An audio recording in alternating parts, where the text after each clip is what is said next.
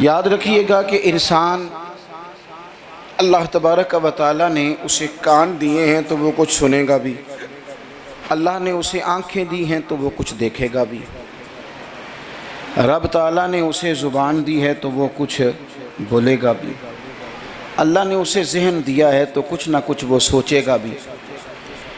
یہ جتنے اعضاء اس کے ان میں حرارت ہے، ان میں تازگی ہے، تو یہ سارے اعضاء کچھ نہ کچھ کرتے بھی رہتے ہیں۔ اگر وجود کے اعضاء اپنا کام صحیح طریقے سے کریں گے تو اجر پائیں گے، ورنہ قرآن مجید نے کہا ہے کہ آنکھوں سے بھی سوال ہوگا، کانوں سے بھی سوال ہوگا، زبان اور دل سے بھی پوچھا جائے گا۔ یہ ساری چیزیں صبح قیامت ان سے سوال جواب کیا جائے گا۔ یہ اعضاء جتنے ہیں یہ کچھ نہ کچھ کریں گے۔ میرے رب کریم نے نبی پاک صلی اللہ تعالیٰ علیہ وآلہ وسلم کی محبت ہم پہ ضروری قرار دے کے پتہ ہے ہمارے اعضاء کی ڈیوٹی کیا لگائی ہے؟ اس نے کہا تم اس طرح کیا کرو، جب دیکھا کرو نا تو محبوب کے جلوے دیکھنے کی کوشش کرو، اور جب تمہارا سننے کو دل کرے تو مدینے والے کی بات سنا کرو، اور جب تمہارا بولنے کو دل کرے تو پھر میرے محبوب کی نعت پر بات کرو۔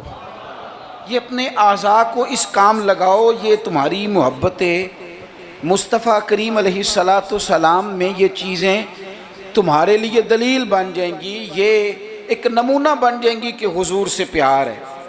نبی پاک علیہ السلام کا ذکر میری اور آپ کی نعت کا، تعریف کا محتاج نہیں۔ کیوں کہ رب فرماتا ہے وَرَفَعْنَا لَكَ ذِكْرَكَ، اے محبوب ہم نے آپ کے لیے آپ کے ذکر کو بلند کر دیا ہے، ہم نے آپ کے لیے آپ کے تذکرے کو بلند کر دیا۔ تو جن کے ذکر کو اللہ نے بلندی دے دی ہے اس پر کوئی شاعر نعت نہ بھی لکھے، کوئی اچھا نعت خواہ نعت نہ بھی پڑھے، معاذ اللہ کوئی مجمع نعت سننے نہ بھی آئے، تو حضور کا ذکر تو اللہ نے بلند کر دیا ہے۔ لیکن یاد رکھو کہ جب شعر حضور کی تعریف میں لکھا جاتا ہے تو شعر لکھنے والا اپنا کلام سنوار لیتا ہے، اور جب محفل نعت میں لوگ آ کے بیٹھتے ہیں حضور کے نام پہ بیٹھتے ہیں، وہ کسی سیاسی جلسے کے لیے جمع نہیں ہوتے، وہ اپنے کسی دنیاوی مقصد کے لیے احتجاج کرنے جمع نہیں ہوتے، وہ حضور کی میلاد کے نام پر اکٹھے ہوتے ہیں۔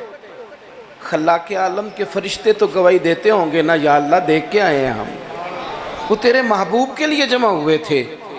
نعت خانوں کیا کمال ہو جائے اگر ہم نعت خوانی کے ساتھ مخلص ہو جائیں، تمہیں پتہ چل جائے گا جب صبح قیامت تمہاری اس نعت خوانی کا وزن ہوگا، تمہیں مزہ آ جائے گا۔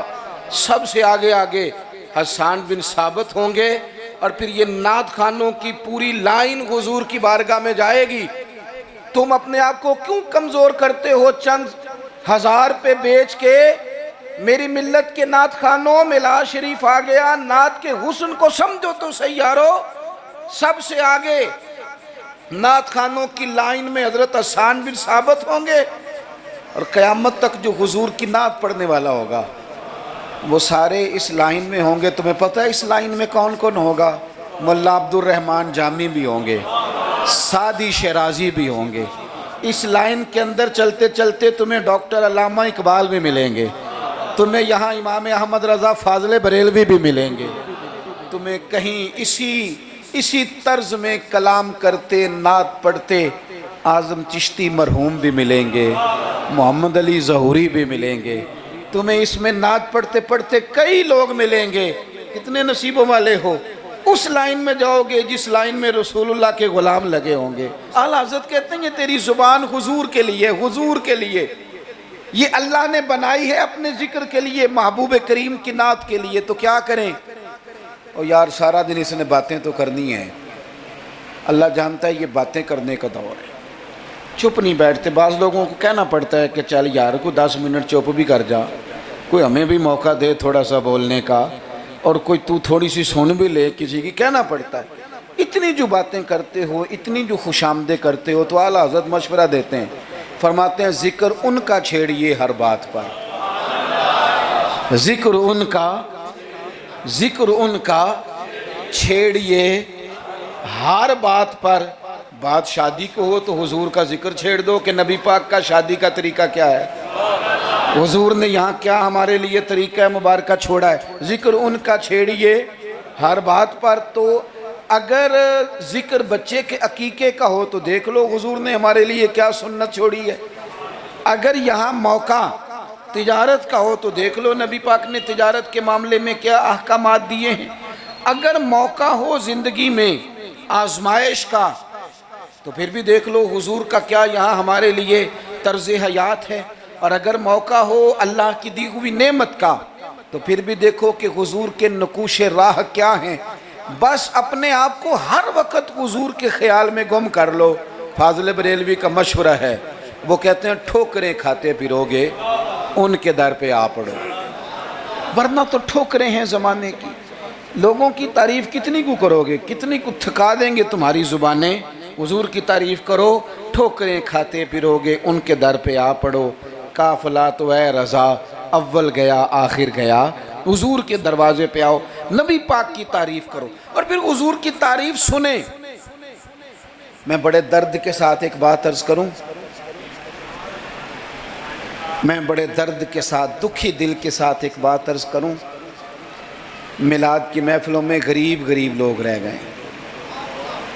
وہ امیرو، تم سیاسی جلسوں میں بڑے شوق سے جاتے ہو، تمہاری پجارو بھی جاتی ہے، اس پر کسی سیاستدان کا فوٹو بھی لگاتے ہو، جھنڈا بھی لگاتے ہو، بڑے خرچے کرتے ہو، جیبوں سے پیسے لگاتے ہو۔ کیا عجیب تمہاری منطق ہے، جس محبوب کے صدقے رب نے تمہیں سارا کچھ دیا ہے، اس محبوب کریم علیہ السلام کی محفل آئے تو وہ غریبوں کے حصے میں آتی ہے، وہ کمزوروں کے حصے میں آتی ہے، اور تم جا کر کے چرچے کرتے ہو ان کے۔ یاد رکھنا، سمجھ لینا، دنیا کا سب سے خوش قسمت شخص وہ ہوتا ہے جسے اللہ اپنے محبوب کی غلامی کے لیے پسند فرما لیتا ہے۔ یار اس طرف تم توجہ ہی نہیں کرتے۔ حضور کا ذکر سنو، ذوق سے نعت سنی جائے۔ نعت نہ پڑھنے سے زیادہ سننے سے تعلق رکھتی ہے۔ نعت خاں اللہ کے فضل سے بڑے ہیں، ہمارے اس شہر میں بڑے بڑے اچھے نعت خاں آپ کو مل جائیں گے، بڑے ہیں لیکن نعت سننے والے۔ چلیں ناراض کسی نے ہونا ہے تو وہ ہو جائے، جو بڑی بڑی محفلیں کرانے والے لوگ ہیں ان میں سے بھی اکثر احباب ایسے ہیں جنہیں محفل کرانی آتی ہے، نعت سننی نہیں آتی۔ محفل کرانا اور ہے، نعت سننا یہ سننا ایک کمال ہے۔ اب میں جو اگلی بات کروں گا وہ شاید آپ کے لیے اور زیادہ خوشی کا باعث بنے۔ نعت پڑھتے صحابہ تھے، سنتے مدینے والے محبوب۔ آپ سننے کا درجہ تو دیکھیں نا، کتنا معاملہ منفرد ہے۔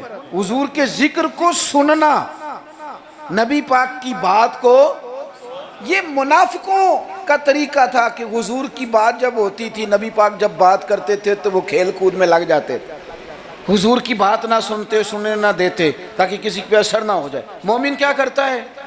اعلیٰ حضرت فاضل بریلوی یہاں بھی سبق پڑھاتے ہیں، وہ کہتے ہیں عرش پہ تازہ چھیڑ چھاڑ، ابھی تازی باتیں چھڑی ہیں نبی پاک کی عرش پہ، ابھی فرشتوں نے نیا کلام چھیڑا ہے حضور کا۔ کہتے ہیں عرش پہ تازہ چھیڑ چھاڑ اور فرش پہ طرفہ دھوم دھام۔ وہاں حضور کا ذکر چھڑا ہوا ہے اور یہاں تو دھوم مچی ہوئی ہے، غلاموں نے مچائی ہے۔ عرش پہ تازہ چھیڑ چھاڑ، فرش پہ طرفہ دھوم دھام، بس کان جدھر بھی لگا یہ تیری ہی داستان ہے۔ میں عرض کروں، ادھر دیکھو میری طرف، میری ملت کے جوانوں، ہماری زندگیاں کمزور ہیں، ہمارے ذمہ بڑے سارے حقوق ہیں، بوڑھے ماں باپ کے جھریوں والے چہرے ہمیں بڑا پریشان کرتے ہیں۔ کئی گھروں میں بہنیں ہیں، وہ آتے جاتے ان کے دوپٹے کا وقار برقرار رہے، یہ ہمارے دلوں میں خواہشات چمکتی ہیں۔ بیٹی چھوٹی سی بھی آنگن میں دوڑ رہی ہو تو باپ نہ چھوٹی بیٹی دیکھ کے بھی کہتا ہے اللہ نصیبہ اچھا کر دو، اللہ اس پہ رحمت کرنا۔ اسے زمانے کی ہمارے ذمہ ڈیوٹیاں ہیں، ان ڈیوٹیوں کے لیے نا ہم اپنے گھر سے نکلے ہوئے ہیں۔ کوئی مزدوری کرتا ہے، کوئی محنت کرتا ہے، کوئی ادھر جاتا ہے، اس راستے میں نا ہمارا کئی لوگوں سے واسطہ پڑتا ہے. کچھ ہم سے اپنے قصیدے پڑھواتے ہیں، کچھ تعریفیں کرواتے ہیں، کئی جھوٹ بلواتے ہیں. کئی کہتے ہیں تو یہ والا کام کر پھر نوکری مل جائے گی، کئی کہتے ہیں تو میرے ساتھ لگ جا، تو کہہ کہ میں بڑا اچھا آدمی ہوں تو شاید میں تجھے کسی یورپ کے ملک کا ویزا دلا دوں. یہ جھوٹے ہیں سارے، یہ جھوٹی تعریف کرائیں گے، تیری زبان کو دھوکے کا عادی کر دیں گے، تیرے مزاج کے اندر ایسی چیزیں بھر دیں گے جو تیرے لیے نقصان کا باعث ہوں گے. یہ تجھے پتلی کا تماشا بنا دیں گے، ریموٹ کنٹرول بنا دیں گے. یہ دنیا تھکا مارتی ہے، یہ اتنا دیتے نہیں جتنا پریشان کرتے ہیں.